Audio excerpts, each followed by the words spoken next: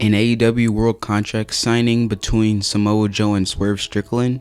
One half of the semi-final matches for the Tag Team Championship completed. It's me, Prince John, and now let's get straight into it. The first part of the show is Adam Copeland coming out to the ring without his TNT Championship. He's basically explaining how much fun he's having and all the people that he can face. This was a great promo, but now to the first match. The first match was between Powerhouse Hobs and Will Osprey, and Will Osprey came out successful. This match was outstanding, but then Powerhouse Hobs kinda turned on Will Osprey at the end. But then Don Callis saw that, and then he whispered something in a Powerhouse Hobbs ear, so we don't know what it is, but obviously that made him not want to attack Will Osprey. After that match, Lance Archer fought Bryan Danielson and lost because Bryan Danielson has to win because he's fighting Will Osprey at Dynasty. Both Danielson and Will Osprey can't afford to lose any matches before their match because it won't make sense for them to lose and then have a pay-per-view match. After that match, Chris Jericho was on the ramp and he wanted to talk about Hook. So far, nothing bad has happened between these two, but Hook actually made a collision match for these two to have in tag team action against Shane Taylor and Lee Moriarty.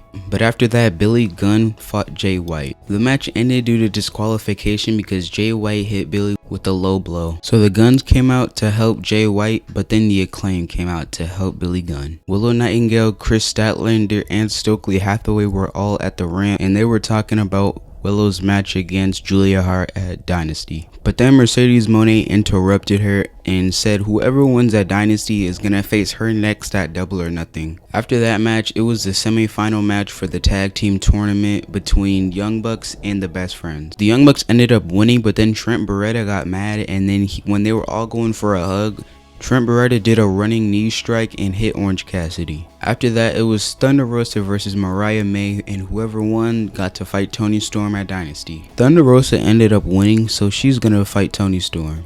After that match, Penta El Zero Miedo was backstage and he called out Adam Copeland and said he wants a TNT title shot next week on Dynamite. And that is a confirmed match, so it will be happening. The last thing of Dynamite was between Samoa Joe and Swerve Strickland. This was a contract signing for their match at Dynasty, which included a little bit of violence. Samoa Joe ended up with Swerve's chain and then he wrapped it around his neck and then started pulling, and then Swerve started bleeding. But then when Samoa Joe was on his way backstage, Swerve got on the mic and started laughing. Swerve told Samoa Joe if that's all he's got, then he's taking the world championship from him. That was it for Dynamite, but now let's go to Rampage. On Rampage, Malachi Black defeated Christopher Daniels, and this was a pretty good match. Serena Deeb defeated Trish Adora, and that was a good match too. Daniel Garcia defeated Commander, Brian Keith, and Action Andretti in a 4-way match, and that was also a good match. The last match was Roderick Strong versus London Lightning, and of course Roderick Strong won because there's no way he's losing his international championship on a Rampage.